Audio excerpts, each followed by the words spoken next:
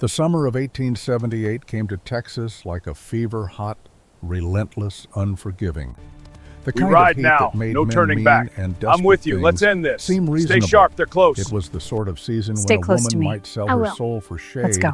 when a debt of $500 could buy a life or end one, when the line between salvation and damnation blurred like the horizon in the midday shimmer.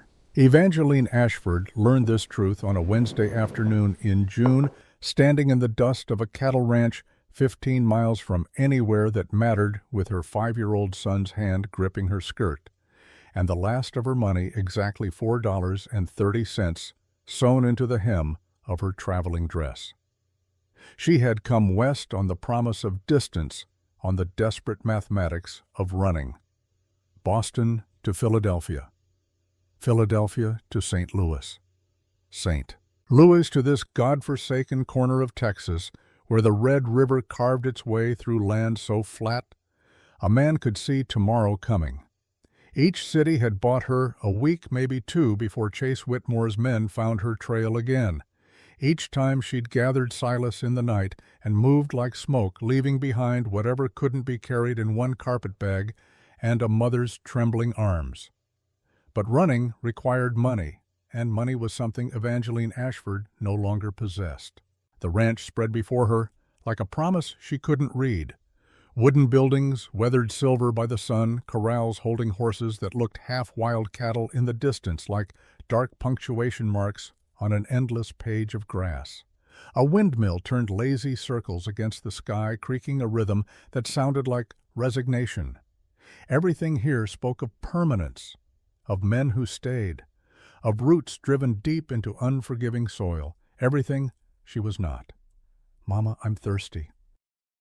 Silas's voice carried the thin edge of a complaint he'd been swallowing for hours. His face, smudged with travel dust, had gone pale beneath the grime. They'd walked the last 3 miles from where the mail coach had left them, and the boy's legs were short. "Soon, sweet one." Evangeline smoothed his hair blonde like his father's, though she tried not to think of William anymore, tried not to remember that love had worn his face before it had worn bruises. "We're here now, here." The Bar B Ranch, according to the sun-faded sign they'd passed a quarter-mile back. The advertisement she'd seen posted in Red River had been brief, almost curt housekeeper needed. Room and board, $15 monthly.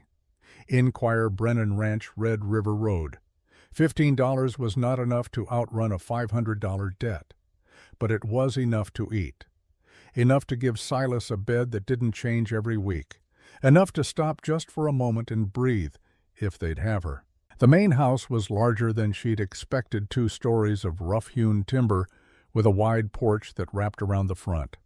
Smoke rose from the chimney despite the oppressive warmth carrying the smell of cooking meat.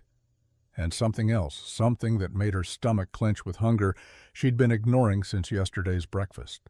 A woman appeared in the doorway as they approached, broad-shouldered, dark-skinned, her black hair streaked with silver and bound in a thick braid that fell past her waist. She wore a simple dress the color of dried clay and an expression that suggested she'd seen stranger things than a dusty woman and child appearing out of the afternoon glare. "You lost." The woman's voice carried the musical accent of Mexico, warm and rounded at the edges. "I'm looking for work." Evangeline lifted her chin, held her spine straight, despite the exhaustion that wanted to fold her in half. Dignity, she'd learned, was sometimes the only thing poverty couldn't take. The posting in town said a housekeeper was needed. The woman studied her with eyes that missed nothing. The quality of Evangeline's dress beneath the dust. The good leather of her shoes now splitting at the seams, the way Silas pressed close to his mother's side like a creature seeking shelter. A working woman's eyes reading the story of another woman's fall. "That posting's been up for 2 months. Nobody comes out this far for $15. A pause.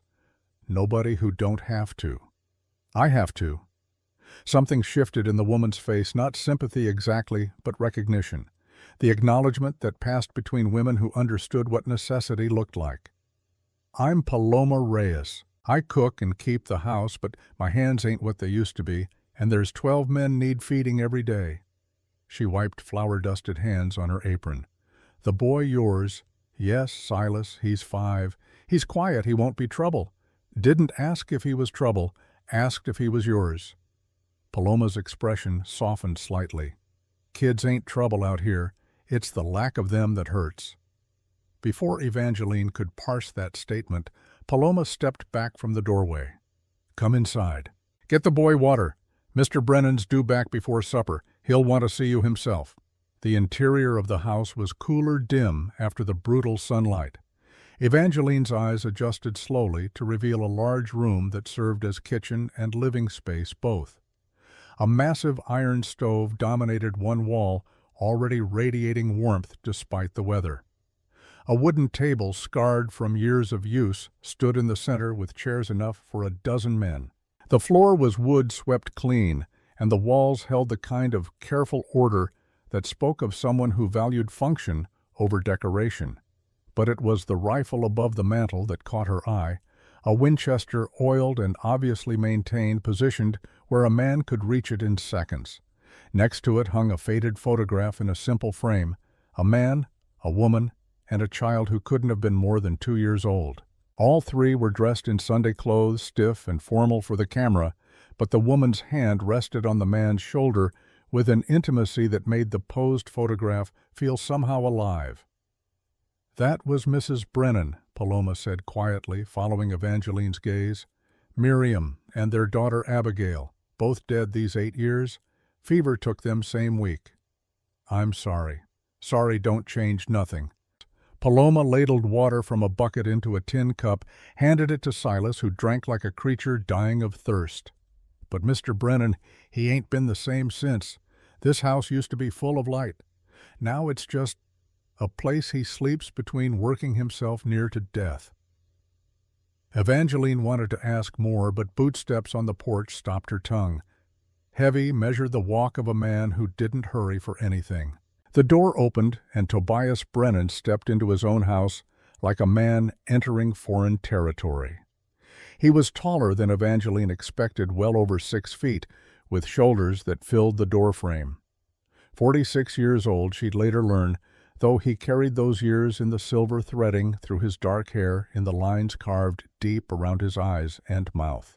He'd removed his hat on the porch, revealing a face that was all hard planes and sharp angles, weathered by sun and circumstance, into something that might have been handsome once before grief had hollowed it out. His eyes were the color of a storm, coming gray-blue and sharp as broken glass. They settled on Evangeline with the kind of focus that made her feel simultaneously seen and assessed. Paloma. He didn't look at the older woman, didn't shift his attention from Evangeline's face. "We expecting company. She's here about the housekeeper position." Paloma refilled the water cup for Silas, who'd already drained it. "Been on the road a while, looks like." "That's so." Tobias Brennan set his hat on a peg by the door with the careful precision of a man who did everything deliberately. His shirt was stained with sweat and dust, his pants worn at the knees. He smelled of horses and leather and the particular musk of hard physical labor. "What's your name?" "Evangeline Ashford. This is my son Silas." "Where's Mr. Ashford?" The question was blunt, not unkind, but it hit like a fist anyway. "Dead, 6 months now." Tobias absorbed this information with a slight nod, then pulled out a chair from the table and sat gesturing for her to do the same. It wasn't a request. Evangeline sat keeping her back straight, her hands folded in her lap. Silas pressed against her side, small and warm and unnaturally quiet. "You know anything about running a house this size?" Tobias leaned back in the chair, those sharp eyes never leaving her face. "I can cook, clean, mend. I kept a house in Boston before—" She stopped herself. Before was a country she couldn't afford to visit. "I'm a quick learner for whatever I don't know." "Boston." He said it like he was tasting the word, finding it foreign. "Long way from there to here." "Yes. Woman don't travel that far without a reason." It wasn't a question, but the statement hung in the air like a challenge. Evangeline felt her throat tighten. This was the moment of truth, the place where every other door had closed. Lie, and he'd find out eventually. Tell the truth, and he'd send her back into the heat and the endless running. She chose truth. I'm in debt, $500. My husband gambled, borrowed from the wrong people. When he died, the debt became mine. The man who holds it, Chase Whitmore, he's not a patient creditor. Her voice remained steady, though her hands had begun to shake in her lap. I came west to find work to pay it back slowly. But he's been following, and I'm running out of places to run. The silence that followed was absolute. Even Silas had gone still, understanding in the way children do that something important was happening, something that would determine where they slept tonight. Tobias studied her with those pale eyes, and she couldn't read what he saw, couldn't tell if he was calculating her worth or her damage. Finally, he spoke. $500 is a lot of money. Yes. Man willing to chase a woman across half the country for that kind of debt ain't the type to give up easy. No. Her voice cracked slightly. He's not. What happens when he finds you here, I don't know. The truth of it made her feel hollow. I don't know anymore. Tobias pushed back from the table and stood moving to the window that looked out over his land. For a long moment he was silent, a dark shape against the bright square of glass. When he turned back, his expression had shifted into something harder, more decided. I'll make you an offer, Mrs. Ashford. You hear me out before you answer. Evangeline nodded, not trusting her voice. This ranch is 500 acres. I run about 200 head of cattle with the help of 8 men year-round, more during drives. I built it from nothing after the war, and I intend to leave it to my children when I die. He paused, something painful crossing his face. Problem is, I got no children, not anymore. I'm sorry for your loss, Mr. Brennan, but I don't see. I need an heir. He cut across her words like an axe through kindling. I'm 46 years old. I buried my wife and daughter 8 years ago, and I swore I'd never love again, never put my heart in a place where God could reach it and tear it out. I meant that oath, still mean it. Evangeline felt something cold settling in her stomach, understanding dawning before he spoke the words. But I need sons. Sons to work this land when my back gives out, to inherit what I've built, to make sure everything I've bled for don't just disappear when I'm gone. His voice was flat, emotionless, like he was discussing the price of feed. So here's what I'm proposing. I pay off your $500 debt, all of it. You stay here for 2 years. You be my wife in name and in body. You run the house and you give me sons. At the end of 2 years, if you want to leave, you can. I'll give you $200 and safe passage anywhere you want to go. The boy comes with you or stays his choice by then. He'll be 7, old enough to decide. The words landed like stones in still water, creating ripples that spread and spread. Evangeline felt Silas's hand tighten on her skirt, felt the floor tilt slightly beneath her chair. You're asking me to... She couldn't finish the sentence. I'm offering you safety, a roof, food, protection from Whitmore and anyone else who comes looking. In exchange, you give me what I can't get any other way without breaking the promise I made to Miriam. He gestured to the photograph on the wall. I won't love you, Mrs. Ashford. Can't. That part of me died with them, but I'll respect you. I'll provide for you and the boy. I'll keep my hands gentle and my word good. It's a business arrangement, nothing more. You want to buy me? The words came out harder than she intended. No. For the first time, emotion crept into his voice, something like offense. I want to hire you for a specific job that happens to require marriage. When the contract ends, you walk away free and clear with money in your pocket and no debt hanging over your head. That ain't buying, that's employment. Employment. She nearly laughed, would have, if her throat wasn't so tight. Most employment doesn't require what honesty about what's expected. Clear terms, a goddamn end date. Tobias moved closer, not threatening, but intense. I know what this sounds like. I know what you're thinking. But before you decide I'm some kind of monster, ask yourself this. What's your other option? Keep running until Whitmore catches you, sell yourself piece by piece in some saloon or boarding house until there's nothing left. Watch your boy grow up hungry and scared. Each question hit like a physical blow, because they were all things she'd already asked herself in the dark hours of night, when Silas slept and she lay awake calculating impossible mathematics. I could find work elsewhere, real work, for $15 a month. Tobias's laugh was bitter. That's $180 a year if you're lucky enough to find work that steady. Even if you spent nothing, and I mean nothing, on food, clothes, or keeping that boy alive, it'd take you damn near 3 years to pay off $500. You think Whitmore's going to wait 3 years? He was right. God help her, he was right, and they both knew it. Why me? Her voice came out small. Why not find some young girl who'd marry you proper, because young girls want love. They want romance and poetry and all those pretty lies people tell each other. I can't give that. Won't. But you're a widow running from a debt with a child to protect. You understand necessity. You understand that sometimes survival means making bargains you never thought you'd make. His eyes softened just slightly. I'm not asking you to love me, Evangeline. I'm asking you to work for me, to share my name and my bed and give me children in exchange for safety and security. It's honest work in its way, hard work, but honest.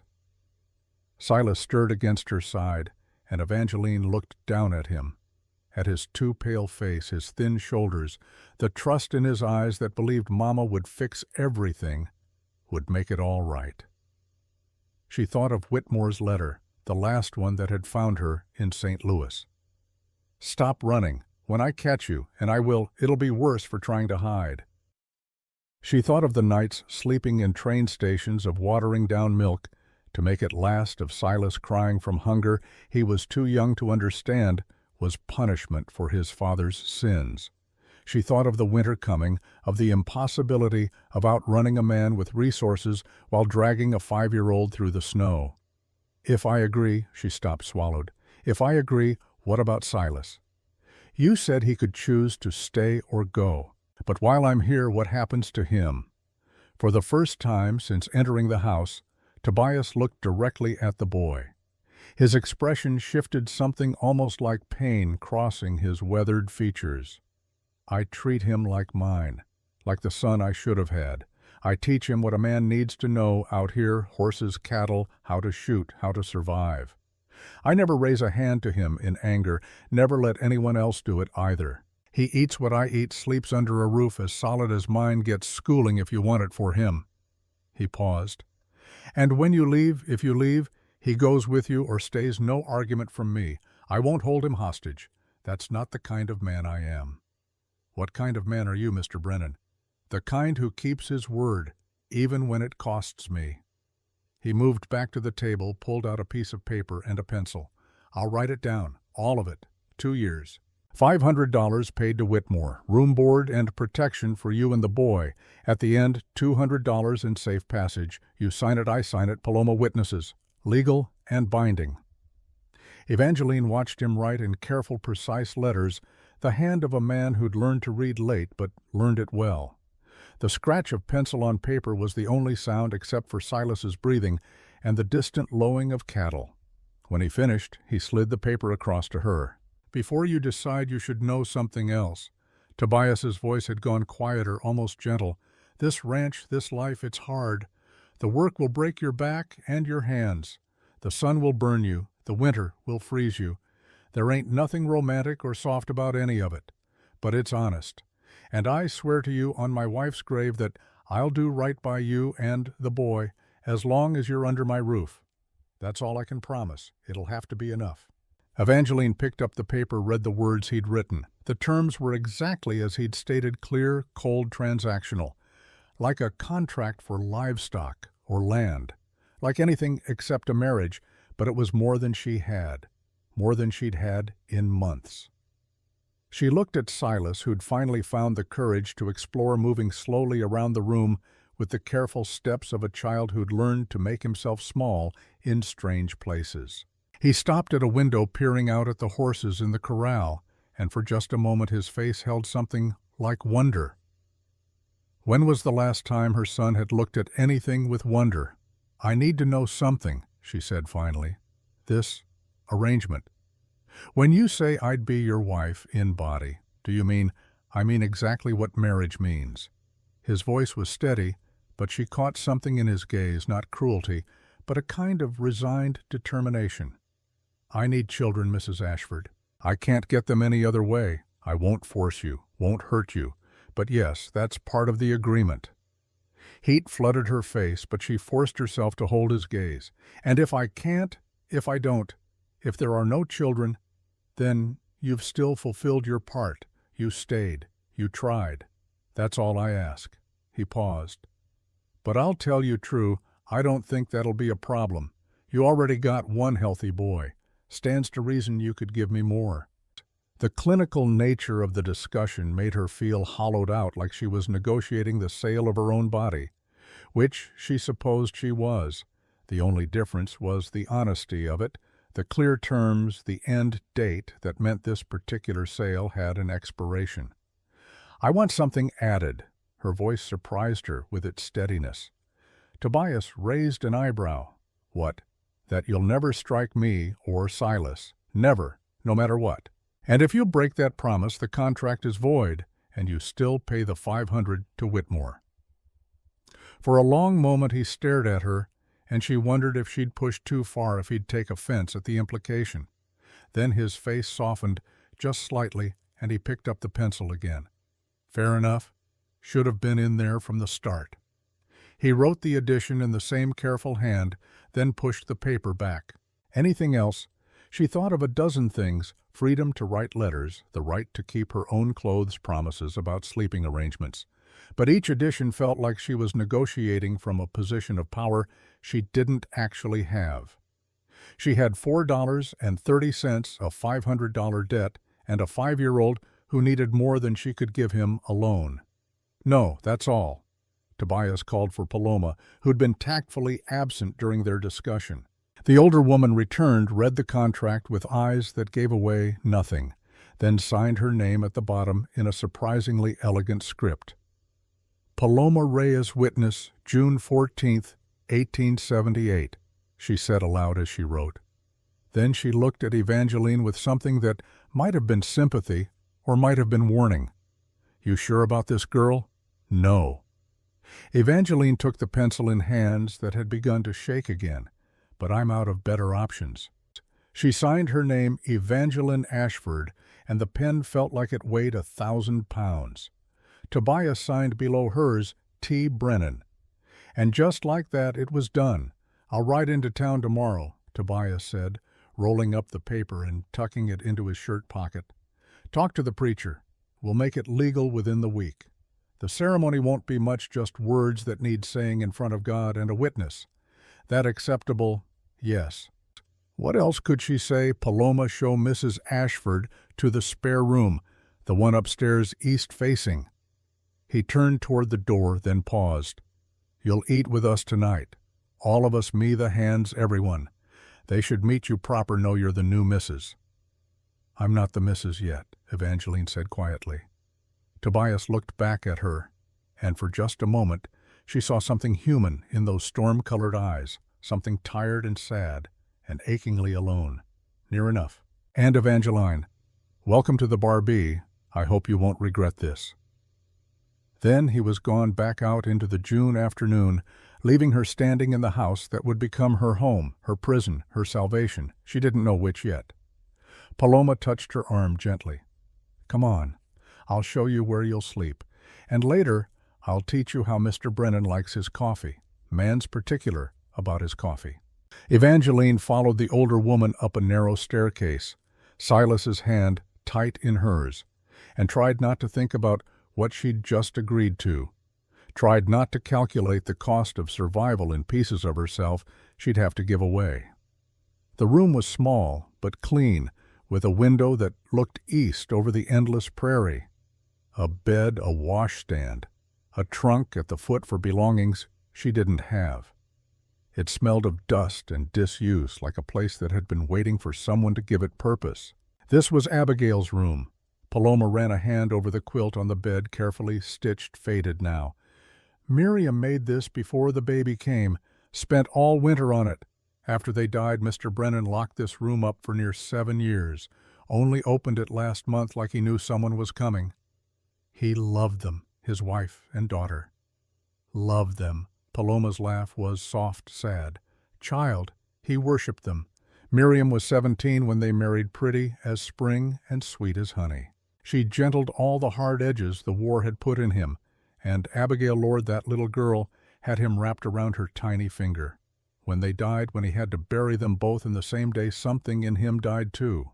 I watched it happen, watched the light go out and never come back. Evangeline sat on the bed, pulled Silas onto her lap. Then why this? Why want children again if it hurt him so much to lose them? Because the ranch needs heirs. Because a man works himself to death for something he wants it to matter after he's gone. And because— Paloma hesitated, then continued, because maybe part of him hopes that new life will fill some of the emptiness, even if he won't admit it, even if he's too scared to hope. He said he won't love me. I know what he said. I also know that man been alone so long, he forgot what it feels like to have someone waiting when he comes home. Paloma smiled, sad and knowing. You be patient, be kind, be strong. You might surprise both of you, but don't mistake his hardness for cruelty. He's protecting himself the only way he knows how. I don't want to be loved. The words came out harder than Evangeline intended. I had love. It got me bruises and debts and widowhood. I'll take respect and safety over love any day. Paloma's smile turned knowing. We'll see, girl, we'll see. That night, Evangeline sat at the long table, surrounded by men who smelled of sweat and leather, and looked at her with everything from curiosity to suspicion. Tobias introduced her simply as Mrs. Ashford, who'll be the new housekeeper and my wife come Sunday. If the men found this announcement strange, and several clearly did, they kept their thoughts behind their teeth. Cowboys learned early not to question the boss.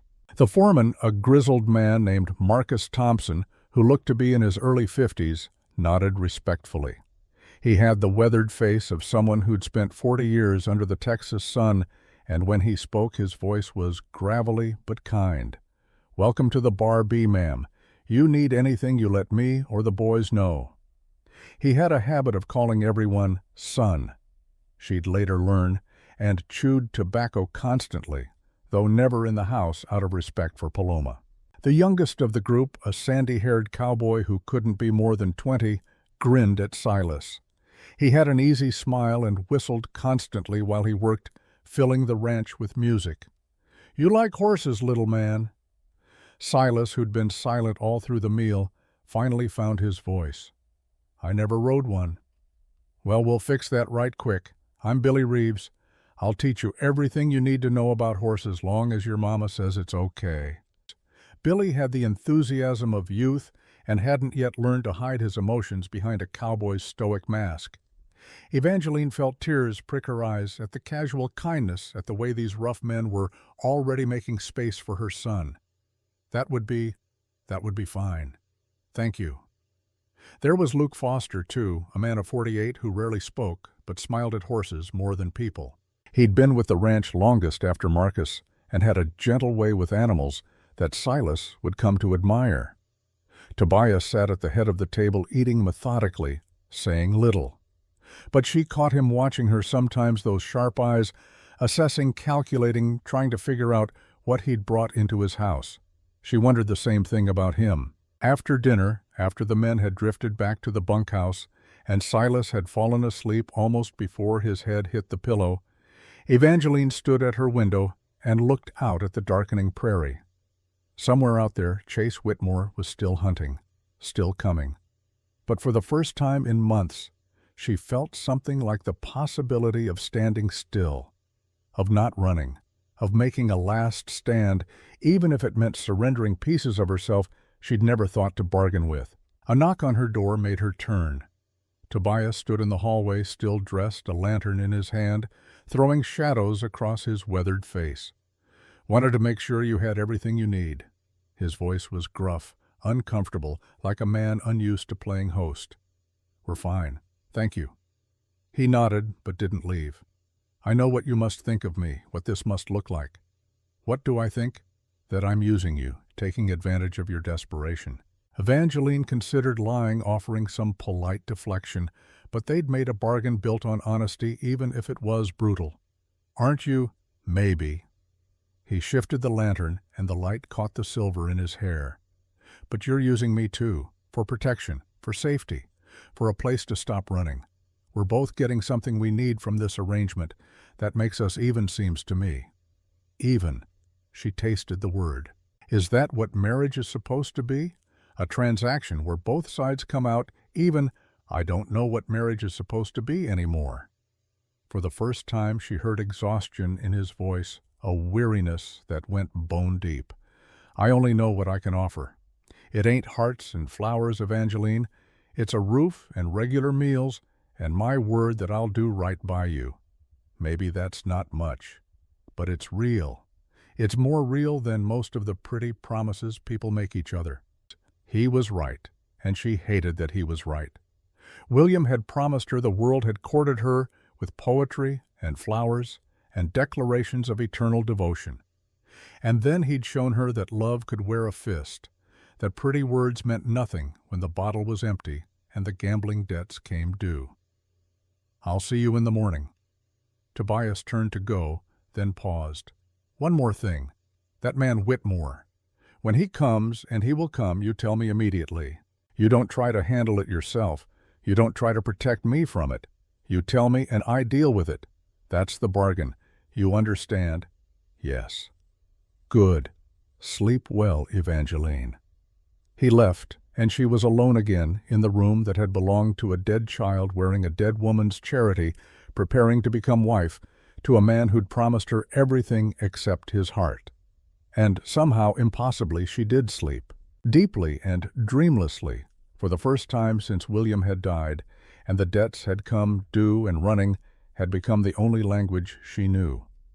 When she woke to the sound of roosters crowing and men already moving in the pre-dawn darkness, she had 3 days left before she became Evangeline Brennan.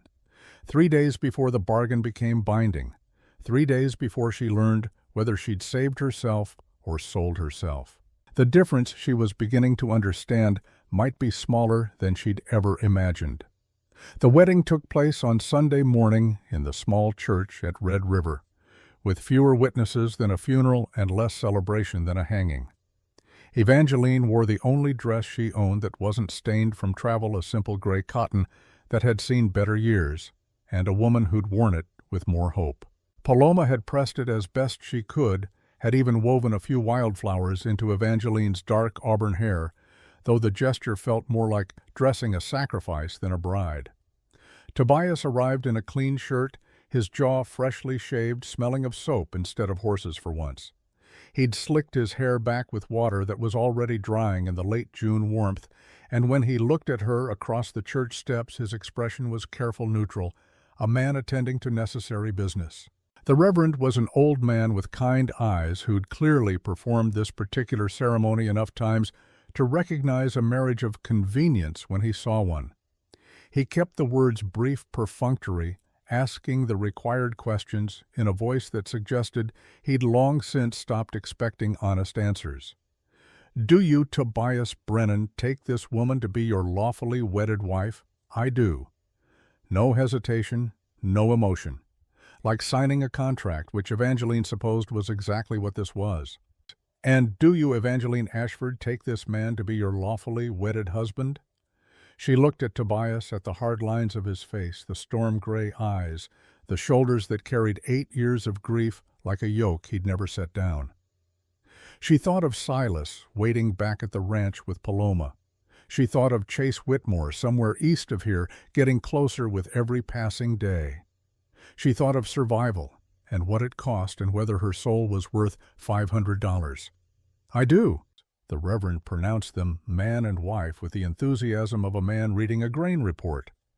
Tobias didn't kiss her, didn't even touch her, except to sign the marriage certificate with his careful, practiced hand, then watch as she added her own signature below. Mrs. Evangeline Brennan. The name looked foreign, like it belonged to someone else. They rode back to the ranch in Tobias's wagon, sitting side by side, but not touching the space between them filled with everything they weren't saying. The morning sun climbed higher and dust rose in clouds behind the wheels, coating everything in a fine red powder that tasted like the end of things. "I'll send a telegram to Whitmore tomorrow," Tobias said, finally breaking the silence that had stretched since they'd left the church. "Let him know the debt's been paid. Wire him the money through the bank in Fort Worth. Should reach him within the week. Thank you." The words felt inadequate, but what else was there to say? After that, he's got no legal claim on you. You're my wife now. Under Texas law, your debts before marriage are your debts. But I'm paying them, which makes them mine, and I protect what's mine. There it was again, that word. Mine. Like she was property, livestock, something he'd acquired and now had to maintain.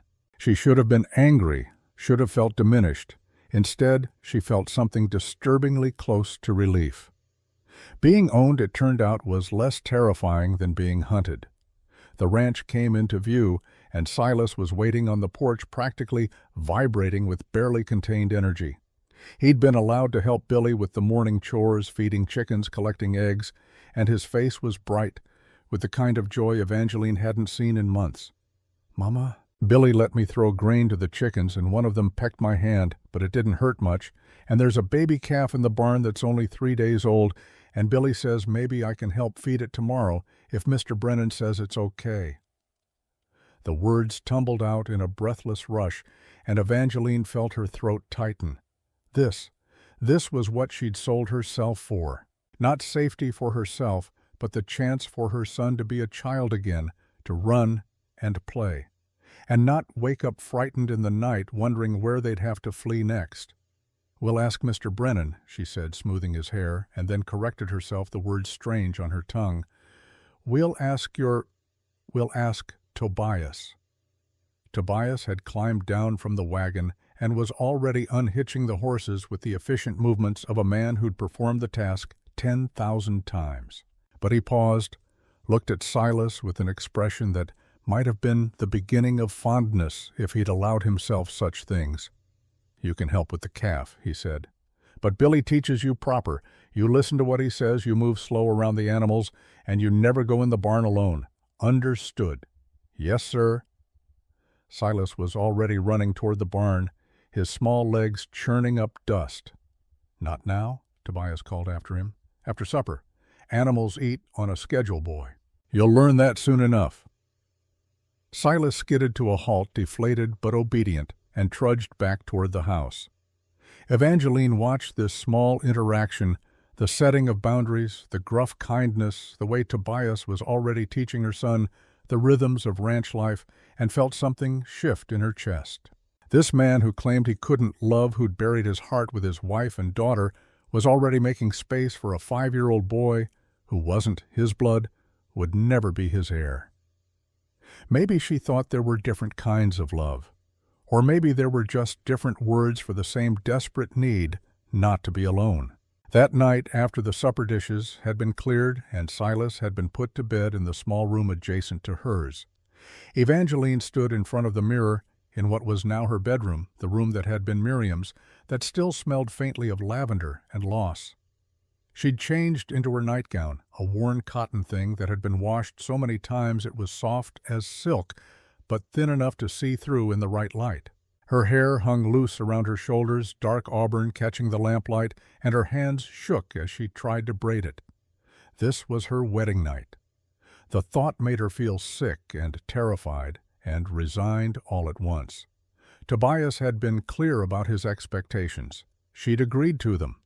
This was part of the bargain, part of the employment, part of the transaction that would give her 2 years of safety in exchange for— A knock on the door stopped her thoughts. "Come in." Her voice came out steadier than she felt. Tobias entered, still dressed in his work clothes, though he'd removed his boots. He closed the door behind him with a quiet click that sounded like a lock tumbling, like the sealing of something irrevocable. For a long moment they simply looked at each other across the small room, this woman and this man who were strangers bound by legal documents and desperate circumstances. "I want you to understand something," Tobias said, finally, his voice low and rough. "I know what you must be thinking, what you must be feeling, and I want to be clear, I'm not going to hurt you. I'm not going to force you. If you need time, we have time. The contract says 2 years. We don't have to start everything tonight." Evangeline felt tears prick her eyes at the unexpected mercy of it. "But you said you needed—" "I need sons, yes. But I'm not an animal, Evangeline. I'm not going to take you like one." He moved closer, and she fought the instinct to step back. "We're married now, legal and binding. That means we have time to learn each other, to make this as bearable as we can." "Bearable?" She almost laughed. "Is that what we're aiming for? It's better than most marriages I've seen." He reached out slowly, giving her time to pull away, and brushed a strand of hair from her face. His hand was calloused rough from work, but his touch was careful.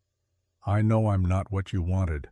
I know this whole situation is about as far from a fairy tale as you can get, but I'm trying in my way to do right by you." I know, and she did know, could feel it in the space he was giving her, in the way he'd looked at Silas with something like protectiveness, in the telegram he'd send tomorrow that would free her from Whitmore's reach. "I know you are. So tonight we sleep, you in your bed, me in mine. We'll figure out the rest as we go. You have another bed?" She'd assumed, had been preparing herself for down the hall, my room. "I haven't slept in here since Miriam died." He looked around the room like he was seeing it for the first time in years, and pain flickered across his face. "Couldn't bear to. But I thought you'd want privacy, especially with the boy next door, so I'll keep my distance until you're ready for me not to." The relief was so intense it made her knees weak. "Thank you." He nodded, started to leave, then turned back. "Evangeline, I meant what I said in the contract. I'll keep my hands gentle and my word good. You don't have to be afraid of me. Whatever else this is, whatever else we are to each other, you don't have to be afraid."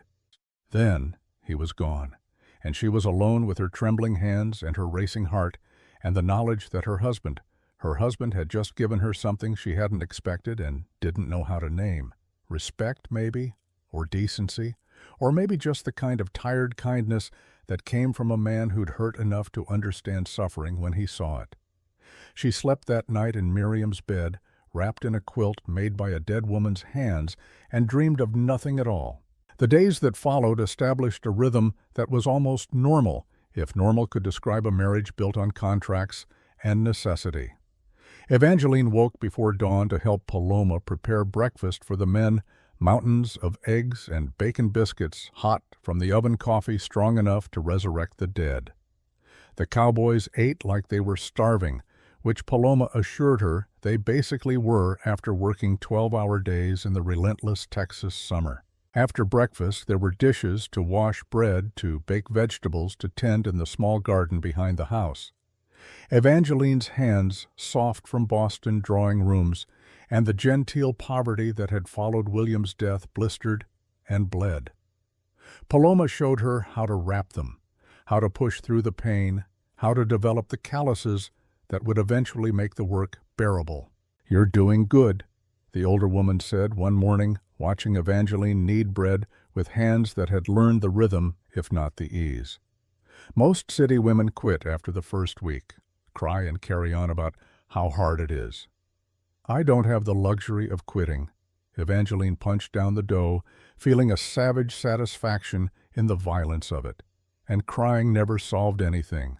"You got spine, I'll give you that." Miriam had that too, under all her sweetness. Paloma's eyes grew thoughtful. "Mr. Brennan needs someone strong, someone who won't break under the weight of all he carries." Evangeline didn't respond. She focused on the bread, on the simple mechanics of survival, and tried not to think about the weight of expectations she might never be able to meet. But time was something Evangeline wasn't sure she had. 2 weeks after the wedding, trouble arrived in the form of a stranger. Marcus came to the house during the afternoon, his weathered face troubled. He found Tobias mending fence near the barn and spoke in low tones, but Evangeline, who'd been hanging laundry, caught enough to feel ice form in her stomach. "Stranger in town yesterday, boss. Rough-looking fellow asking questions about a woman matching the missus's description. Auburn hair, green eyes, traveling with a young boy. Might be calling herself Ashford." Tobias went very still. You talked to him? Told him lots of women in Texas, lots of boys too. Suggested he try the sheriff if he had business with someone specific. Marcus spat tobacco juice into the dust. He rode out after that, but not before studying the ranch real careful-like. Man had the look of someone who gets paid to find people. He say who hired him. Didn't ask, didn't tell, but I'd wager my last dollar we ain't seen the last of him. That night, Marcus reported the encounter in full to Tobias, with Evangeline summoned after Silas had been put to bed. They sat in the small office off the main room, Tobias behind a desk scattered with ledgers and bills of sale. Evangeline in a chair across from him, the lamp between them throwing shadows that made Tobias's face look carved from stone. "It's Whitmore," Evangeline said, hating the fear that crept into her voice. "He sent someone to find me." "Probably." Tobias's jaw tightened. "You got the telegram I sent telling him the debt was paid. I saw you send it. But Chase Whitmore isn't the type to let go just because the money's been settled. He's more about control than cash. He doesn't like losing what he considers his." Something dangerous flickered in those storm-colored eyes. "Then he's going to learn real quick that you're not his to control anymore. You're mine." He said it with such finality, such absolute certainty, that Evangeline felt her breath catch. "And I protect what belongs to me. What are you going to do?" "What I have to. Protect my wife, protect my home." He stood moved to the window that looked out over the darkened ranch. "I fought in the war, Evangeline, Shiloh, Antietam. I've killed men before. If Whitmore or his hired thugs come onto my land with intentions of taking what's mine, they'll learn. I haven't forgotten how." The casual mention of killing should have frightened her. Instead, she felt a fierce, unexpected gratitude. No one had ever stood between her and danger before. William had been the danger. Her family had turned away when the debts came due. The law had been a joke twisted by Whitmore's money and connections. But this man, this stranger she'd married for safety, was prepared to kill for her. "I don't want you to have to do that," she said quietly. "I don't want anyone to die because of me." "Then you should have stayed in Boston and let Whitmore have you." His voice was harsh, but when he turned from the window, his gaze was almost gentle. "You're here now. You're my responsibility. I don't take that lightly." Marcus said the man rode away. "Maybe that's the end of it. Maybe." Tobias didn't sound convinced. "But we'll be ready either way. I'm doubling the watch, and I want you armed when I'm not in the house. Can you shoot? William showed me once, but I never. We'll fix that. Tomorrow you learn proper." It wasn't a suggestion. Over the next weeks, Evangeline threw herself into learning everything Paloma could teach her and everything Tobias demanded she know for survival. She mastered the art of keeping a fire at exactly the right temperature for baking hot enough to crisp the biscuits, but not burn them cool enough that the bread could rise without collapsing. She learned to kill and pluck chickens without flinching, though the first time made her sick, and she had to hide it from the men. She memorized how each of the 8 cowboys took their coffee, Marcus, Black, and Strong Billy, with 2 sugars, Luke barely warm enough to drink. But it was the shooting lessons with Tobias that changed something between them. He took her out to the west pasture every evening after supper when the worst of the day's heat had passed and the light turned everything gold. He'd set up targets, old bottles cans, eventually a proper paper target Billy painted on a board. "Feet shoulder width apart," Tobias would say, standing behind her close enough that she could feel the heat radiating from him. "Weight forward. The recoil's going to want to push you back. You let it, and your next shot will be wild." His hands would adjust her stance, his voice low and patient in her ear. "Breathe in, let half of it out. Find your sight picture. Squeeze, don't pull. The gun going off should surprise you." The first week she couldn't hit anything. Her hands shook too much. Her breathing was all wrong, and the noise of the gunshot made her flinch every time. But Tobias never lost patience, never raised his voice. just guided her through the mechanics again and again, until her body learned what her mind couldn't quite grasp. By the third week, she could hit the bottles more often than she missed them. "Good," Tobias said one evening after she'd shattered 3 in a row. There was something like pride in his voice. "You're getting the feel of it. Another month, you'll be dangerous." "I don't want to be dangerous," Evangeline said, lowering the pistol. "I want to be safe. In this world, one leads to the other." He took the gun from her, reloaded it with the practiced ease of long familiarity. "You did good today. Real good." The praise warmed her more than it should have. She learned the ranch too, its rhythms and routines, the sound of cattle lowing at dawn, the way the windmill creaked different notes depending on which way the wind blew. She learned that Tobias rose before the sun and often didn't come in until after dark, that he pushed himself with a relentlessness that bordered on punishing, like he was trying to outrun something that had no physical form. And she learned Silas's laughter, which had been absent so long she'd almost forgotten what it sounded like. Billy Reeves had taken the boy under his wing, teaching him to ride on an old mare, gentle as a rocking chair, showing him how to throw a rope and muck out stalls, and all the 1,000 small tasks that made a ranch run. The young cowboy whistled while he worked, filling the air with melodies that made even hard labor seem lighter.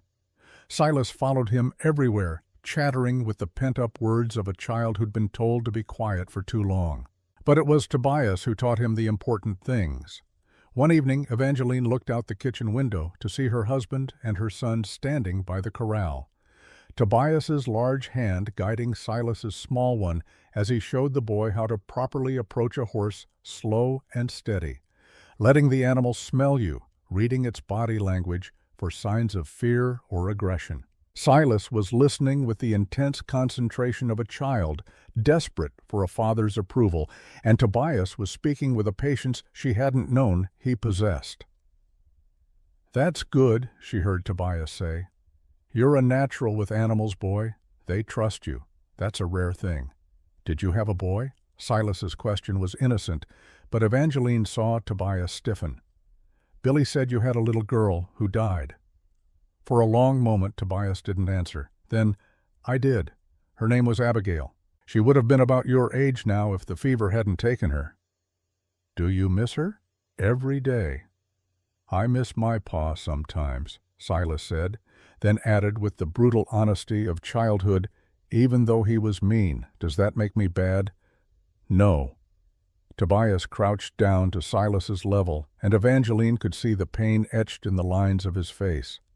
Missing someone who hurt you don't make you bad. It makes you human.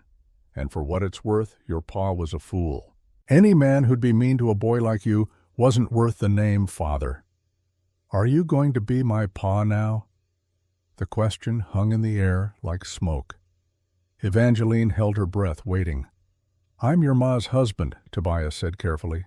"That makes me responsible for you, makes me duty-bound to teach you right from wrong, keep you safe, help you grow into a good man. I can't replace the pay you lost Silas. But I can promise you this, I'll never raise a hand to you in anger. I'll never make you afraid, and I'll always tell you the truth even when it's hard. That enough for you?" Silas thought about this with the seriousness of a 5-year-old weighing something important. Then he nodded. "Can I call you Pa anyway? Just to try it out?" Evangeline saw Tobias's throat work, saw him blink hard against something that might have been tears if he'd allowed himself such things. "Yeah, boy, you can call me Pa." That night, after Silas had gone to bed, still glowing from the day's triumphs, Tobias found Evangeline in the kitchen where she was finishing the last of the dishes. He didn't say anything at first, just stood in the doorway with his hat in his hands, looking uncomfortable. "Thank you," she said finally, "for what you did today, with Silas." "Didn't do anything special, just talked to the boy. You gave him something he's never had. A man who wasn't afraid of him, wasn't annoyed by him, actually wanted to teach him things." She dried her hands on her apron, turned to face him. William hated that Silas asked questions. Used to tell him to shut up, to stop being a burden. You're different." William was a fool in more ways than one then. Tobias moved into the room, and she could smell the familiar scent of him, horses and leather, and the particular clean sweat of hard work. The boy's bright, eager to learn. Be ashamed to waste that. He called you Pa. I know. Something passed over Tobias's face, complicated, painful, almost hopeful. I probably should have told him not to, kept things clearer. But I couldn't. He looked at me with those eyes, and I just couldn't. Why not? Because I remember what it felt like to want a father's approval. My own pa died when I was 6. After that it was just me and my ma, and she did her best. But there are things a boy needs to learn from a man. I swore if I ever had sons I'd be present. I'd teach them. I'd make sure they knew they mattered. His voice had gone rough. I didn't get to keep that promise with Abigail, but maybe I can keep it with Silas. He's not your son. Not by blood, but he's living under my roof, eating my food, learning my trade. That makes him mine in the ways that matter. He paused. Besides, your contract says if he wants to stay after 2 years, he can. If I'm going to teach him how to be a man, might as well start now.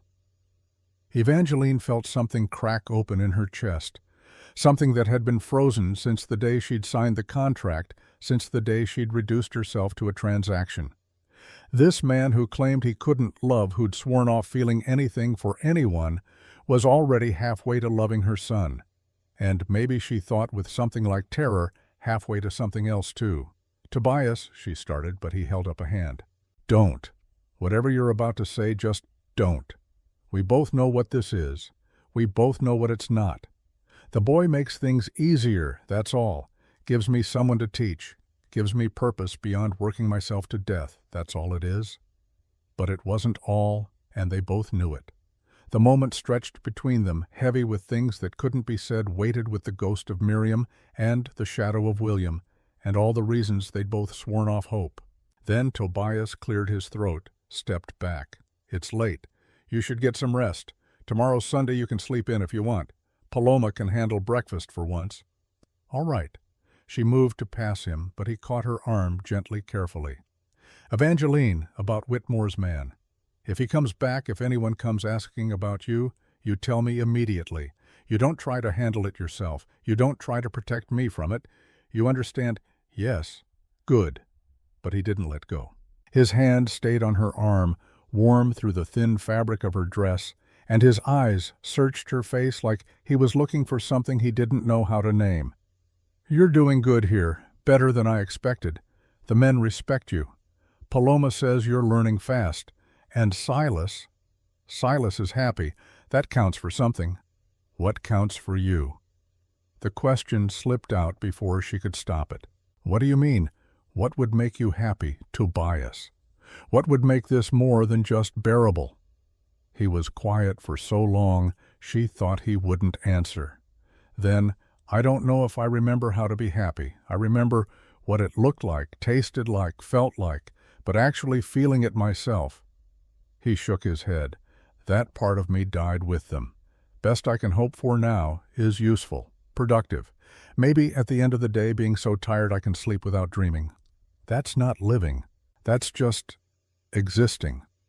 Maybe, but it's all I've got. He released her arm, stepped back into the shadows. Good night, Evangeline. Good night. She climbed the stairs to her room, where Silas was already asleep in the adjacent space, his small chest rising and falling with the easy rhythm of childhood. She stood in the doorway watching him for a long moment, this boy who'd called Tobias Pa, with such hope in his voice, who was learning to be a child again in this hard, unforgiving place. And she thought about the man downstairs who claimed he couldn't love, who claimed he was just fulfilling a contract, just getting what he needed from a business arrangement. But she'd seen the way he looked at Silas when he thought no one was watching, had heard the gentleness in his voice when he explained how to read a horse's mood, had felt the careful respect in the way he'd given her time, given her space, given her every courtesy he could despite the brutal practicality of their arrangement. This was a man who protected what he claimed with a fierceness that bordered on holy, a man who kept his promises even when they cost him. A man who was so busy building walls around his heart that he didn't notice the cracks forming in the foundation. And Evangeline, who'd sworn she was done with love, who'd learned that pretty words meant nothing and promises were just lies waiting to hatch, felt something dangerous stirring in her chest. Not love, not yet. But maybe the beginning of trust, of respect, of the kind of partnership that didn't need poetry to be real. She undressed for bed, blew out the lamp, and lay in the darkness, listening to the sounds of the ranch settling for the night. Cattle lowing in the distance, the windmill's endless creak, the scurry of mice in the walls. And somewhere down the hall, a man who couldn't sleep, who wouldn't let himself dream, who was learning, despite himself, that sometimes the walls we build to protect ourselves become the very prisons that keep us alone. 3 weeks into the marriage, everything changed. Chase Whitmore came to Texas. He didn't come quietly, didn't come alone. He arrived in Red River with 3 hired guns and a lawyer clutching a stack of papers that he claimed proved Evangeline's marriage was fraudulent, that the debt was still owed, that she needed to return to Boston to face criminal charges for theft and fraud. It was all lies, of course. Elaborate, expensive lies backed by a man who'd built his fortune on breaking people and didn't like losing what he considered his property. Word reached the ranch before Whitmore did a telegram from the sheriff in Red River, a man named Tom Cartwright who'd fought with Tobias at Shiloh and still counted him as a friend. Whitmore's making noise about taking your wife, claims you married her under false pretenses to defraud him of legal debt collection. He's got a judge in his pocket back east, willing to sign extradition papers. Thought you should know. Tom. Tobias read the telegram twice, his face going harder with each pass.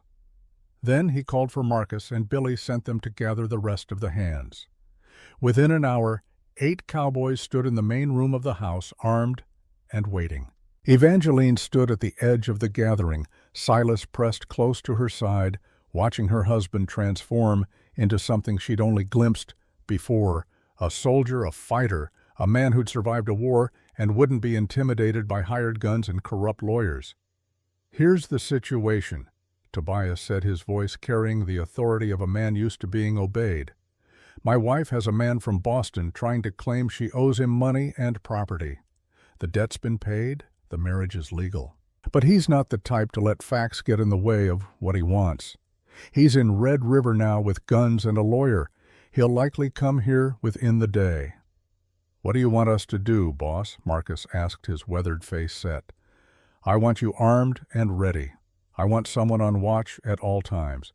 If Whitmore or his men set foot on this property with intent to take my wife, you stop them, legally, if possible. Otherwise, if necessary." His pale eyes swept over the assembled men. "I'm not asking you to kill for me, but I am asking you to stand with me. Any man who's not comfortable with that can draw his pay and leave no hard feelings." Not one man moved. "We're with you, boss," Billy said, and the others nodded agreement. Luke Foster, silent as always, checked his rifle with quiet efficiency. Tobias's expression softened just slightly. "Thank you. Now get to your positions.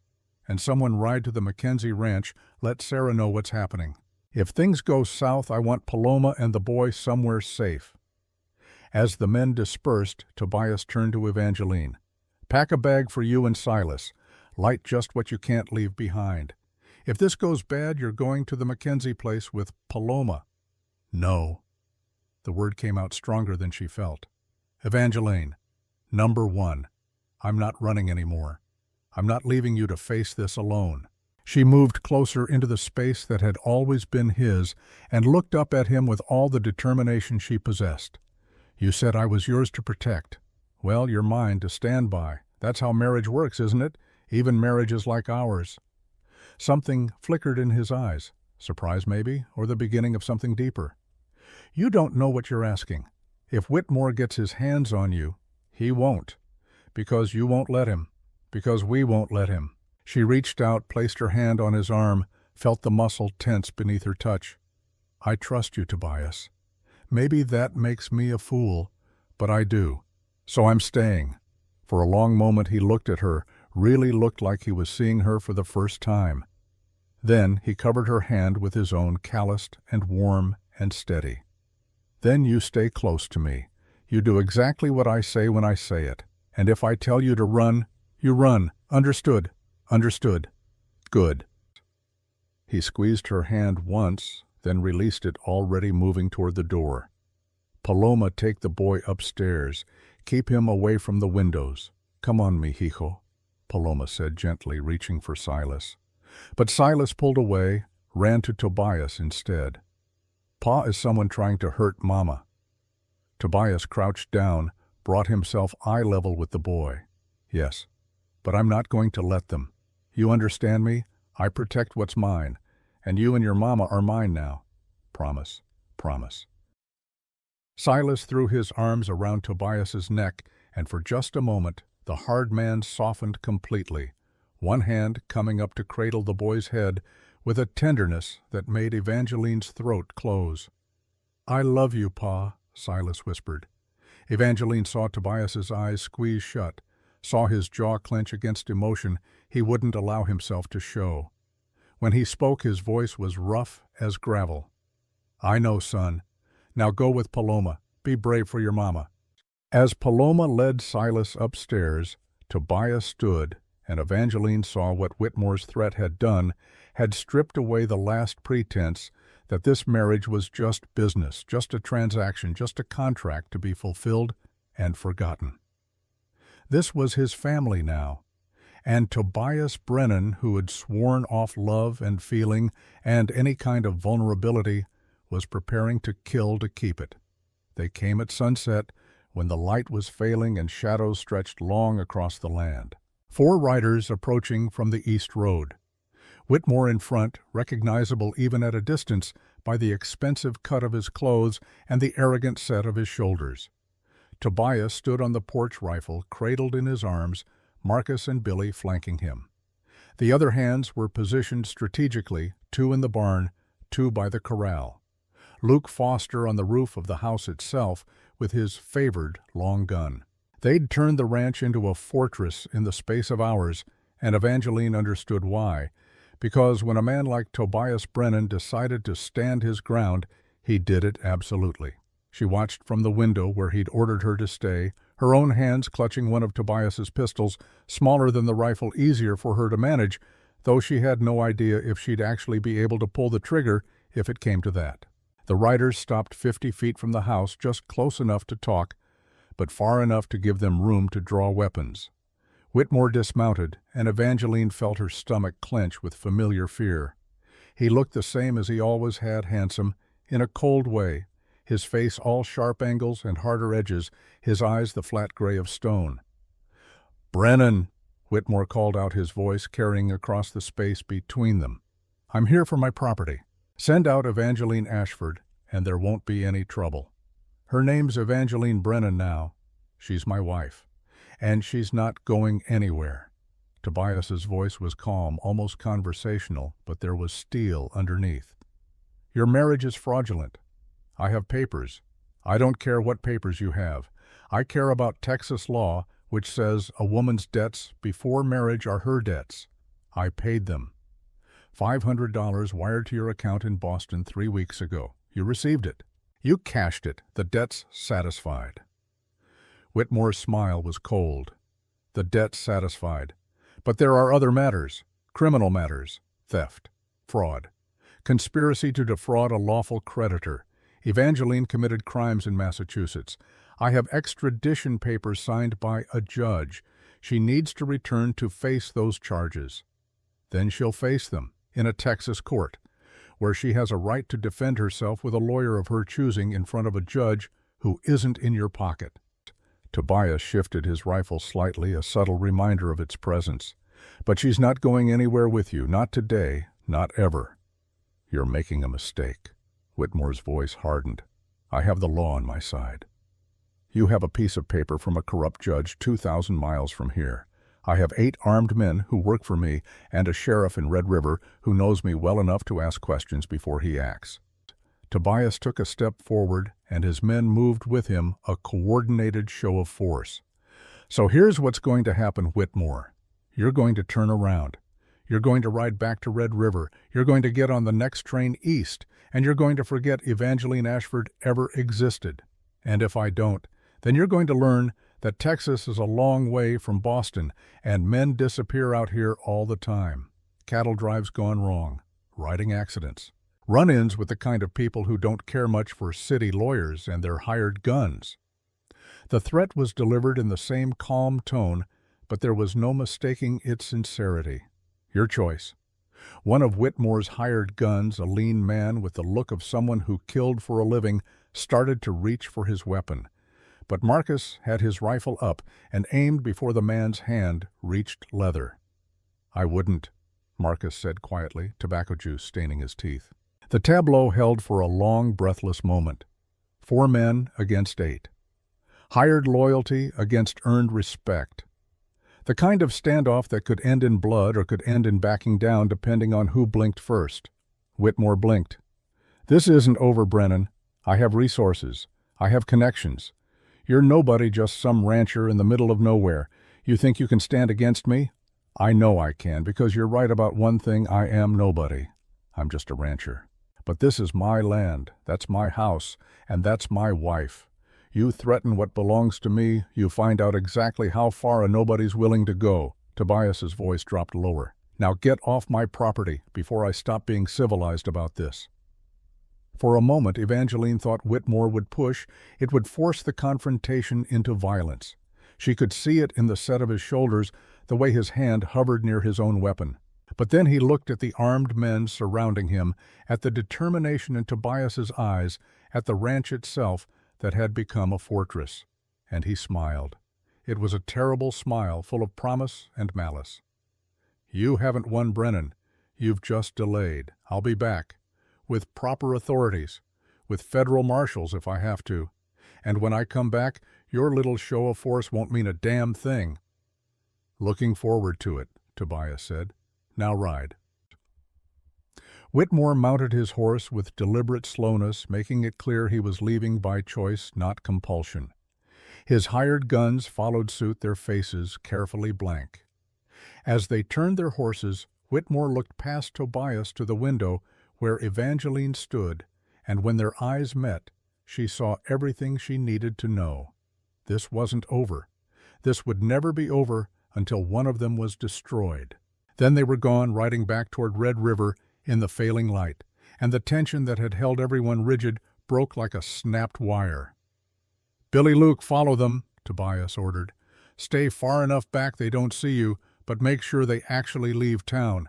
Report back tonight." As the 2 cowboys mounted up, Evangeline finally left her post at the window, moving out onto the porch where Tobias still stood, rifle in hand, watching the horizon swallow the riders. "He'll be back," she said quietly. "I know. With more men, with legal authority, with—" "I know." Tobias finally looked at her, and she saw exhaustion in his face, the weight of what he'd just done settling onto shoulders already carrying too much. "But not today. Today you're safe. Today Silas is safe. Today we stood our ground and won. Tomorrow we'll deal with tomorrow." Tobias. She wanted to thank him, wanted to tell him what it meant that he'd stood between her and the man who'd hunted her across half the country. But the words felt too small for the enormity of it. He seemed to understand anyway. "Come here," he said, and it wasn't a command, it was something else, an invitation, a request. She went to him, and his arm came around her shoulders, pulling her against his side with a gentleness that belied the violence he'd been ready to commit minutes before. She fit there, she realized, in the space between his arm and his chest, sheltered and protected, and for the first time in longer than she could remember, safe. "Thank you," she whispered against the fabric of his shirt. "You're my wife," he said simply. What else would I do? But it was more than that, and they both knew it. This wasn't just about duty or contracts or legal obligations. This was about a man who'd lost everything learning that he had something left to lose. And a woman who'd sworn off trusting anyone learning that maybe, just maybe, she could trust this. They stood there as the sun finished setting, painting the sky in colors that had no names, And Evangeline felt something shift between them, something that had been building since the day she'd signed the contract, since the first time he'd looked at her with respect instead of just transaction. Not love, not yet, but something that could become love if they were brave enough to let it. "We should tell Silas everything's all right," she said finally. "Yeah." But Tobias didn't move, didn't release her from the circle of his arm. "Evangeline, I need you to understand something. That man Whitmore, he's not going to stop. He's going to come back with everything he can bring. And when he does, it's going to get ugly, possibly violent, possibly, I know. If you want to leave, if you want to take the $200 now and go somewhere he can't find you, no." She turned in his arms, looked up at him with all the determination she had left. "I'm staying. I'm fighting. We made a bargain, Tobias. 2 years. I intend to keep it. Even if it means, even if."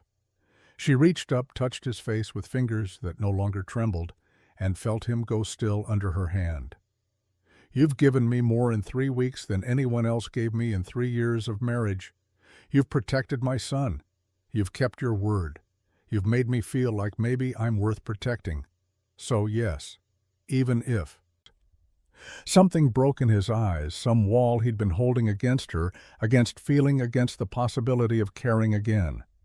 His hand came up to cover hers, where it rested against his cheek, and when he spoke, his voice was rough with emotion he could no longer hide. "Then we fight together. Whatever comes, whatever it takes." He paused. "And Evangeline, you are worth protecting, worth fighting for. Don't ever think different." Then he did something he'd never done before, something she'd never expected. He lowered his head and kissed her, not the perfunctory press of lips at their wedding, not the mechanical touch of a man fulfilling a contract. This was real, desperate and gentle and full of everything he couldn't say with words. It tasted like promise and danger and the beginning of something that terrified them both. When they broke apart, both breathing hard, Evangeline saw in his eyes what she felt in her own chest, the knowledge that they'd crossed a line they could never uncross, that this arrangement had become something neither of them had planned for. "I should," Tobias started, but she pressed her fingers to his lips. Don't apologize. Don't take it back. Just let it be what it is." He nodded, and they stood there in the growing darkness, holding each other against the storm that was coming, against the violence and the fear and the impossible odds. And somewhere upstairs, a 5-year-old boy slept peacefully, dreaming of horses and fathers who kept their promises, unaware that the world was about to test exactly how much one man would sacrifice for a family he'd never meant to love. The telegram arrived 3 days after Whitmore's retreat, delivered by a boy from Red River whose horse was lathered with sweat from hard riding. Tobias read it on the porch while the late July sun beat down merciless as judgment, and Evangeline watched his face turn to stone. "What is it?" she asked, though part of her already knew. Bad news had a particular smell to it, like gunpowder before the spark, like blood before the wound. "Federal Marshal, coming from Fort Worth with extradition papers signed by a judge in Massachusetts." Tobias folded the telegram with hands that didn't quite steady. "Tom says the man's legitimate, not one of Whitmore's hired guns. Former Texas Ranger reputation for being fair, but unmovable on matters of law. When end of the week, maybe sooner if he pushes hard." Tobias looked at her with eyes that held too many things, regret and determination, and a kind of fierce protectiveness that made her throat tight. "This changes things, Evangeline. A federal marshal with proper papers, that's not something I can just shoot my way through." "I know. We need a lawyer, a real one from Fort Worth, someone who understands federal law and can argue this in front of a judge who won't be swayed by Whitmore's money." He moved to her, took her hands in his rough, calloused ones. "I'm going to ride to Fort Worth today. There's a man there, Josiah Crawford, who handled some legal work for me after Miriam died. He's honest, sharp, and he owes me a favor. If anyone can find a way through this, it's him." "How long will you be gone?" 2 days, maybe 3. He squeezed her hands. "Marcus will be in charge while I'm away. You stay close to the house. You don't go anywhere alone. And if Whitmore or any of his men show up before I get back, you send someone for the sheriff immediately. Don't try to handle it yourself. Tobias, promise me Evangeline." She saw the fear in him, carefully masked, but there nonetheless. Fear that he'd ride away and come back to find her gone, taken, disappeared into whatever hell Whitmore had planned. It was the fear of a man who'd already lost everything once and couldn't survive losing it again. "I promise." He kissed her then, hard and desperate, like he was trying to memorize the taste of her. When he pulled back, his voice was rough. "Whatever happens, whatever that lawyer finds or doesn't find, I want you to know this wasn't just a contract for me, not anymore. Maybe it was at first, but now I know." She touched his face, felt the scrape of stubble against her palm. "I know because it's not just a contract for me either." Something that might have been hope flickered in his eyes. "When this is over, when Whitmore's dealt with and you're safe, we should talk about what this is, about what we want it to be." "Yes." The word came out like a promise, like a prayer. "When this is over." He left within the hour, riding hard for Fort Worth on his best horse, with a rifle across his saddle, and a determination that made Evangeline believe just for a moment that maybe the law could be on their side for once. Maybe justice existed somewhere outside of fairy tales and wishful thinking. She watched until he disappeared into the shimmering distance, then turned back to the house where Silas waited and tried to ignore the feeling that she'd just watched something precious right away, possibly forever. The first night without Tobias was the hardest. Evangeline had grown accustomed to his presence, the sound of his boots on the stairs at night, the way he checked the locks on every door before bed, the solid reassurance of knowing he was just down the hall if anything went wrong. His absence left the house feeling hollow, exposed like a fortress with the gates standing open.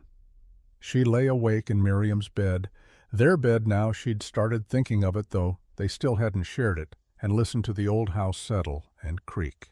Every sound became a threat, every shadow a potential intruder. Silas slept peacefully in the next room, exhausted from a day spent helping Billy mend fence, but Evangeline couldn't find that same oblivion. Around midnight she gave up trying. She pulled on her robe and went downstairs, thinking maybe warm milk would settle her nerves, calm. The racing thoughts that insisted Whitmore would choose tonight to attack that Marcus, and the hands wouldn't be enough, that by morning she'd be on a train back to Boston, and everything they'd built would be ashes. She found Paloma in the kitchen, sitting at the table with a cup of something that steamed gently in the lamplight. "Can't sleep either?" the older woman asked. "Every time I close my eyes I see—" Evangeline stopped, unable to finish the sentence. "You see him coming for you. You see yourself back in that place where you got no power, no say, no way out." Paloma poured a second cup from the pot on the stove, tea strong and dark. "I know that fear, girl. Different man, different circumstances, but the same fear underneath." Evangeline sat, wrapped her hands around the cup for warmth despite the lingering heat of the day. "How did you survive it when you lost your husband? By putting one foot in front of the other, by doing the next thing that needed doing, and then the next, and then the next after that, by letting myself be angry instead of just scared." Paloma's eyes were distant, seeing something years gone. "My Miguel the Rangers shot him for stealing cattle that weren't his. Except he didn't steal nothing, he was tracking strays from our own herd. But Rangers, they didn't care about the truth. They cared about having a body to show the ranchers proof they were doing their jobs. I'm sorry. Sorry don't change nothing. But what I learned, what kept me alive when I wanted to die, is that men like the ones who killed Miguel, like this Whitmore who's hunting you, they count on us being too scared to fight back. They count on us believing we got no power, no rights, no voice that matters." She leaned forward, her eyes fierce. "But you got something they don't count on." "What?" "You got Tobias Brennan. And that man, he's the kind who'd burn the world down before he'd let someone hurt what belongs to him. You think he's riding to Fort Worth just to find a lawyer?" Paloma shook her head. "That man's going to come back with a way to win, or he's going to come back ready to run with you to Mexico if that's what it takes. Either way, he ain't giving you up without a fight that'll be talked about for years. He shouldn't have to fight this hard. Shouldn't have to risk everything for a wife he didn't even want. Didn't want. Paloma's laugh was low and knowing. Girl, open your eyes. That man wanted you from the moment you walked onto this ranch.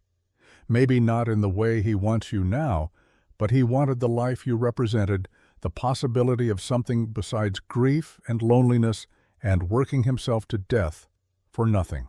And now that he's had a taste of what family feels like again, she reached across the table, gripped Evangeline's hand. Now he's going to fight like a man with everything to lose, because he is. Evangeline felt tears burn behind her eyes. I'm scared, Paloma. I'm so scared that no matter how hard we fight, Whitmore's going to win, because he always wins. Because men like him always win. Not always. Sometimes they push too hard. Sometimes they underestimate the woman they're hunting and the man standing between them and her. Sometimes God looks down and decides enough is enough. They sat together until the tea went cold, two women who'd loved and lost and learned to survive, sharing the particular communion of those who understood that sometimes courage was just fear, that said its prayers and kept moving anyway.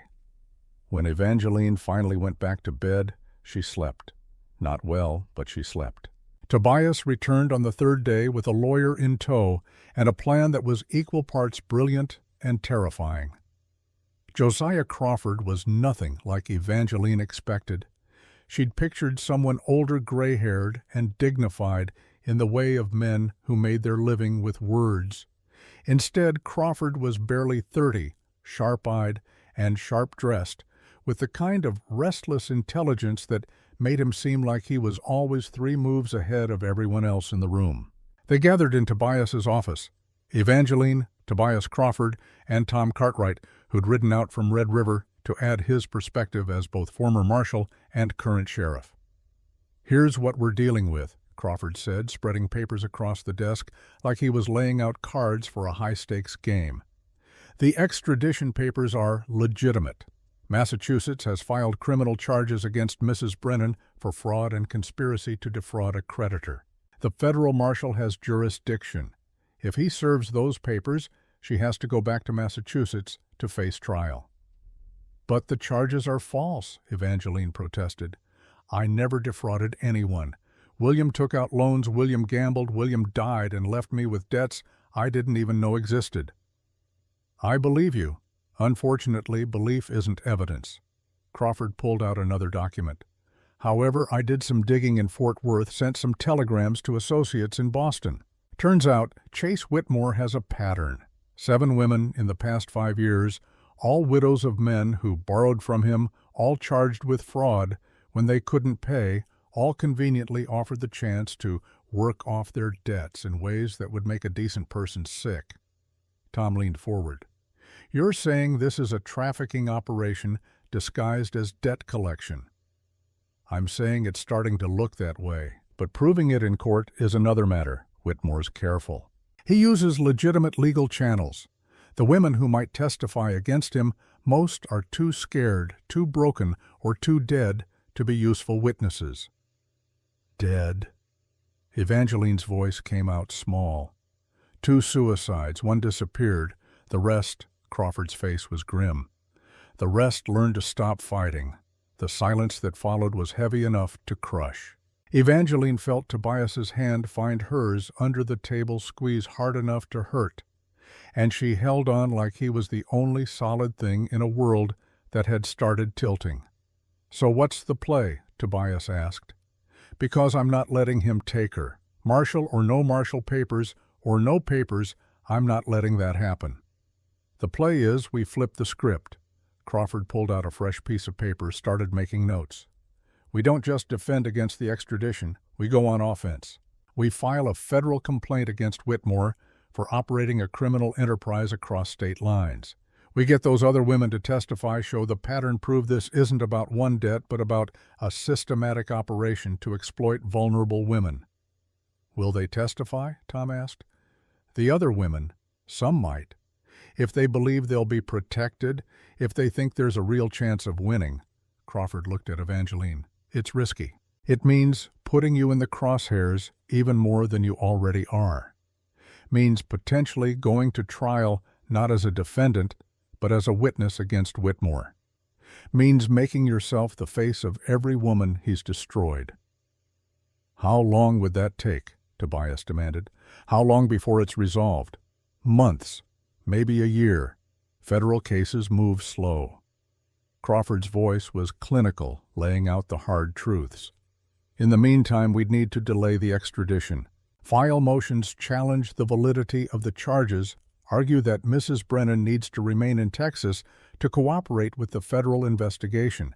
It's a delaying action, but it might work. Might. Tobias's jaw clenched. I need better than might.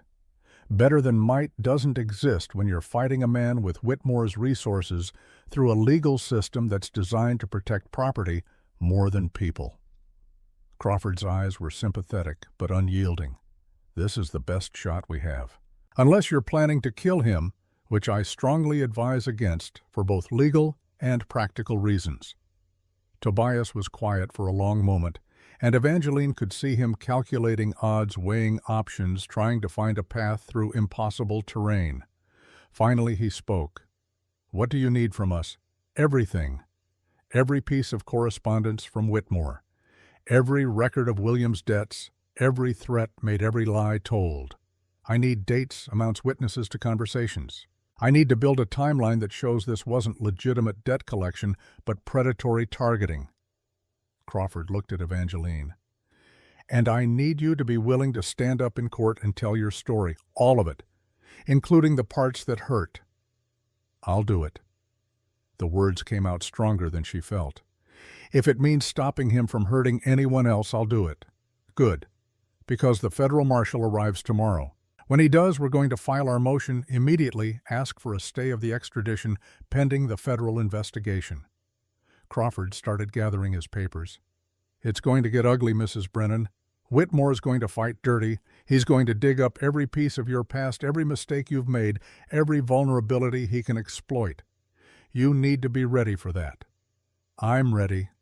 But she wasn't. Not really. How could anyone be ready to have their life dissected in public, to have their worst moments held up for judgment, to stand exposed before the world and hope that truth mattered more than power after Crawford and Tom left?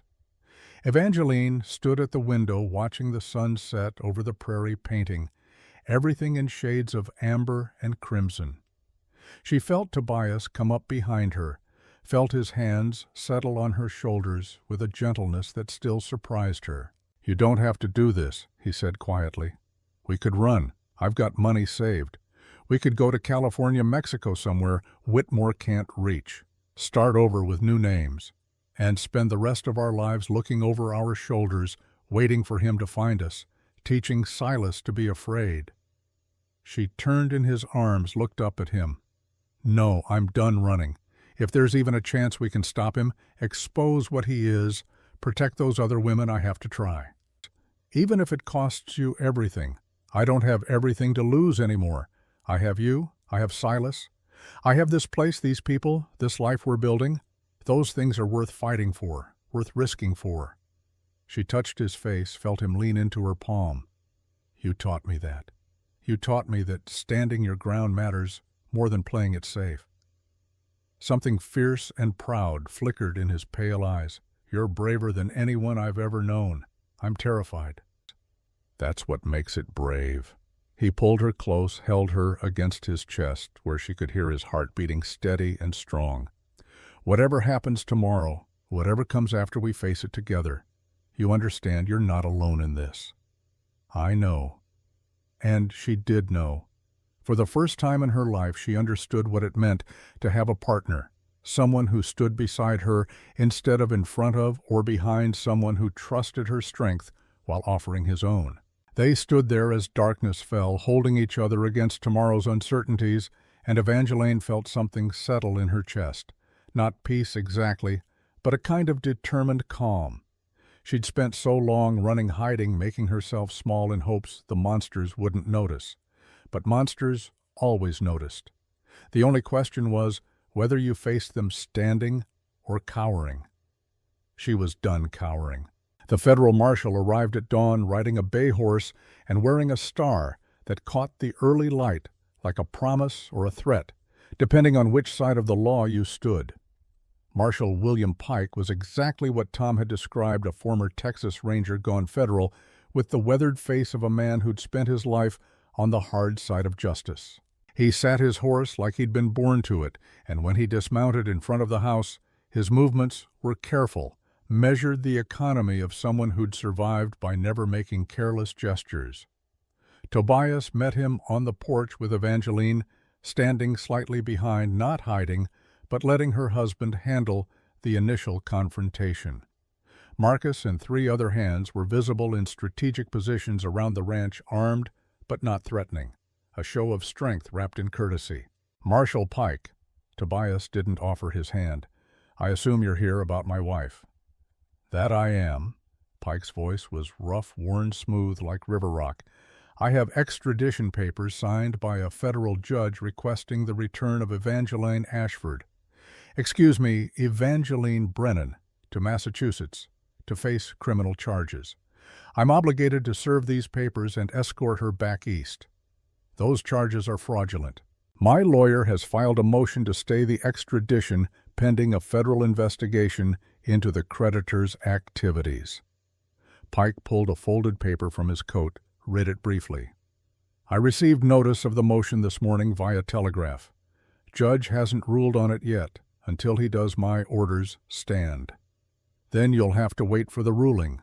Tobias's voice was calm, but there was steel underneath. My wife isn't going anywhere until a judge says she has to be. Mr. Brennan, I understand your position. I do. But I have my orders. If I don't execute them, I'm in violation of federal law. I'd rather not have to arrest you for interfering with a federal officer. And I'd rather not have to explain to my lawyer why you tried to enforce an order that's been challenged in court. Tobias shifted slightly, and Evangeline knew he was calculating distances, positions, whether this could be resolved with words or if it would require the kind of violence that couldn't be taken back. Pike seemed to sense it too. He held up a hand, pacific. Let's not make this harder than it needs to be. I've got a copy of the stay motion here. Judge Barrett in Fort Worth is reviewing it now. I'm willing to wait 48 hours for his ruling. That's more than fair considering. Considering what? Considering I could just take her now and let the lawyers sort it out in Massachusetts. Pike's eyes were sympathetic but firm. I'm trying to be reasonable here, Brennan. I'm trying to respect that you're a man protecting his wife. But the law is the law, and eventually it's going to have its say. Before Tobias could respond, Evangeline stepped forward. She dressed carefully this morning in her simplest dress, her hair pulled back severely, trying to look like the kind of woman who wouldn't commit fraud, who deserved the benefit of doubt. Marshal Pike, she said, keeping her voice steady, I understand you're just doing your job. I respect that. But the man who filed these charges, Chase Whitmore, he's not interested in justice. He's interested in destroying me because I escaped from a situation that would have destroyed me anyway. If you take me back to Massachusetts, I won't get a fair trial. I'll get whatever verdict Whitmore's money can buy. Pike studied her with eyes that had seen too much to be easily fooled. That may be true, ma'am, but I can't make judgments about the merits of the case. All I can do is enforce the law as written. Even when the law is being used as a weapon, especially then, because the alternative is every man becoming his own judge, and that's how you get blood in the streets. He looked at Tobias. 48 hours. Judge Barrett will rule by then. If he denies the stay, I'll have to take Mrs. Brennan into custody. But until then, she's free to remain here under your supervision. Fair enough. It wasn't fair. Nothing about this was fair, but it was better than the alternative, and they all knew it. Fair enough, Tobias said finally. But you should know, Marshal, if that judge rules against us if you try to take my wife, there's going to be a problem. I figured as much. Pike moved toward his horse with the same careful precision he'd shown dismounting. For what it's worth, Brennan, I read the file on Whitmore. I read what your lawyer's alleging. If even half of it's true, the man deserves worse than anything the law's likely to give him. But I can't act on allegations. I can only act on orders. He swung into the saddle, settled himself. 48 hours. I'll be at the hotel in Red River if you need to reach me. They watched him ride away, and Evangeline felt Tobias's hand find hers, gripped tight enough to bruise. 48 hours, she whispered. What if the judge rules against us? Then we run, tonight, before Pike can come back. His voice was flat, final. I meant what I said. I'm not letting him take you. Tobias, no. He turned to her, and she saw something wild in his eyes, something that had been there since the war but carefully leashed until now. I've lost everything once, Evangeline. I buried my wife and daughter, and damn near buried myself with them. I'm not doing it again. I can't. If we have to run, if we have to spend the rest of our lives hiding, that's what we'll do, but I'm not handing you over to that bastard. She wanted to argue, wanted to tell him that running would solve nothing, that they'd just be trading one kind of prison for another. But looking at his face, at the desperate determination there, at the love he still couldn't quite name but couldn't hide either, she understood. This wasn't about the ranch or the law or even justice anymore. This was about a man who'd learned too late that he could love again, fighting to keep the only family he had left. Okay, she said softly. If the judge rules against us, we run. Together. The next 48 hours passed like years and seconds all at once. Crawford rode back and forth between the ranch and Fort Worth 3 times, carrying additional evidence, filing supplementary motions, doing everything legally possible to sway Judge Barrett's decision. Tom Cartwright brought news from Red River. Whitmore had taken rooms at the hotel, was holding court like some kind of visiting dignitary, buying drinks for local businessmen and spreading his version of events. The poor wronged creditor just trying to collect what was legally his, being thwarted by a violent rancher and his criminal wife. Some people believed him. Others, who knew Tobias, didn't. The town was dividing itself along invisible lines, choosing sides in a conflict that would eventually demand something more than just opinions. At the ranch, life continued with surreal normality. Silas still had his lessons with Paloma, still helped Billy with the horses, still called Tobias Pa with unthinking ease. The cattle still needed tending, the fences still needed mending. The endless work of keeping a ranch alive still demanded attention, but underneath it all, everyone was waiting. Waiting for word from Fort Worth, waiting for Marshal Pike to ride back with a verdict, waiting for the hammer to fall or miracle of miracles to miss them entirely. On the second night, with hours left before the deadline, Evangeline couldn't sleep. She wandered the house like a ghost, touching things the banister Miriam's hand had worn smooth the table where 12 cowboys ate every day, the rifle above the mantel that represented everything Tobias had fought for and survived. She found him in the barn, which should have been dark, but glowed with lamplight. He was in the tack room methodically oiling saddles and bridles, doing the kind of mindless work that kept hands busy when the mind was too full to rest. "Can't sleep either?" she asked from the doorway. He looked up, and in the lamplight she could see exhaustion carved into every line of his face. "Keep thinking about what we'll need if we have to run, how much cash I can pull from the bank without raising suspicion, which horses will make the journey to Mexico, what story we tell Silas so he's not scared. Tobias, I've been making lists, routes south, people who might hide us, places we could start over." He set down the saddle he'd been working on, rubbed his face with hands that had started shaking. "And I keep thinking this is my fault. I brought you here. I made you a target by marrying you. If I'd just paid your debt and let you go, Whitmore wouldn't have any hold on you now. If you'd done that, I'd be dead or worse. Don't you understand?" She moved into the room, took the rag from his hands, made him look at her. "You saved my life. You gave Silas a home. You gave me a reason to stop running and start fighting. How is any of that your fault? Because I was selfish. I told myself I needed sons, needed heirs, needed someone to make this ranch mean something after I'm gone. But that was a lie. The truth is, I was lonely. I was so goddamn lonely I couldn't stand my own company anymore. And I used your desperation to fix it. You think I didn't use yours too? You think I was some kind of victim in this arrangement? She cupped his face in her hands, made him see her. I came here with nothing. You offered me everything. Yes, the terms were hard. Yes, I had to give up things I never thought I'd have to bargain with. But I wasn't forced. Peaceful, triumphant scene, Montana Ranch, spring day, family happiness achieved. Wide establishing shot, expanded. Copper Ridge Ranch cabin, now 4 rooms. Glass windows, proper kitchen, visible, surrounded by thriving property. New barn, fenced pastures with cattle, blooming wildflower meadow. Foreground center family group on cabin porch. Cowboy, 43, now silver-streaked beard, content smile, weathered face relaxed, clean work clothes standing with arm around woman, 29. Heterochromia eyes, one brown, one green scar on cheek. Choppy auburn silver hair, now grown to shoulders in healthy waves. Simple but clean blue dress showing 7 months pregnant belly. He holds infant son, 4 months visible, heterochromia eyes, inherited from mother in other arm.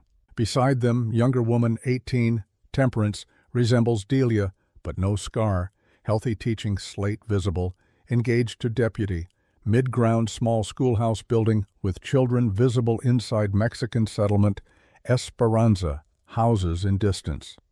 Background mountains, spring green meadows, blue sky, hope, visualized. Mood justice, achieved love, triumphant family built from ashes, legacy of courage, happy ending, earned through suffering. Western epilogue, bright natural spring light, community, prosperity, 1886. Montana Territory, redemption, complete dignity, restored future, secured.